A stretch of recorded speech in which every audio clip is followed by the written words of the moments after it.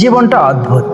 আমরা সবাই দৌড়াচ্ছি, কিন্তু কোথায় যাচ্ছি সেটা অনেকেই জানি না। কখনো কি নিজেকে প্রশ্ন করেছো, আমি কি সত্যি আমার মতন করে বাঁচছি? একজন মানুষ বলেছিলেন, মানুষ তখনই সফল যখন সে নিজের সাথে শান্তিতে থাকে। কিন্তু আজকের এই দুনিয়ায় আমরা অন্যের চোখে ভালো হতে গিয়ে নিজের চোখে হারিয়ে যাই। তুমি দেখবে সোশ্যাল মিডিয়ায় সবাই হাসছে, কিন্তু বাস্তবে অনেকেই ভিতরে ভিতরে ভেঙে যাচ্ছে। আমাদের সবচেয়ে বড় সমস্যা কি জানো? আমরা নিজের গল্পটা ভুলে যাই অন্যের গল্প কপি করতে গিয়ে। কেউ ডাক্তার হতে চায় কারণ সমাজ চায়, কেউ ইঞ্জিনিয়ার হয় কারণ পরিবার চায়, কিন্তু খুব কম মানুষ আছে যারা নিজের স্বপ্নটা চিনতে পারে।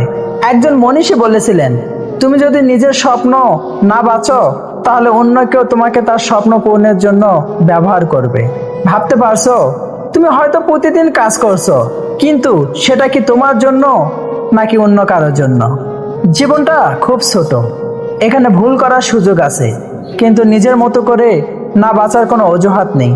তুমি ব্যর্থ হতে পারো, তুমি হেরে যেতে পারো, কিন্তু তুমি চেষ্টা না করলে তুমি নিজেকে হারিয়ে ফেলবে। মনে রাখবে, যারা আজ সফল তারা একদিন তোমার মতোই ছিল। তাদেরও ভয় ছিল, সন্দেহ ছিল, কিন্তু তারা থামেনি।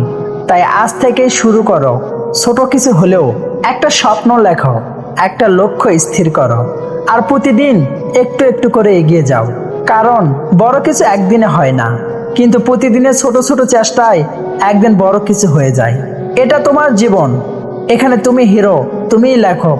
তুমি চাইলেই গল্পটা বদলাতে পারো। নিজেকে খুঁজে পাও, জীবন বদলে যাবে।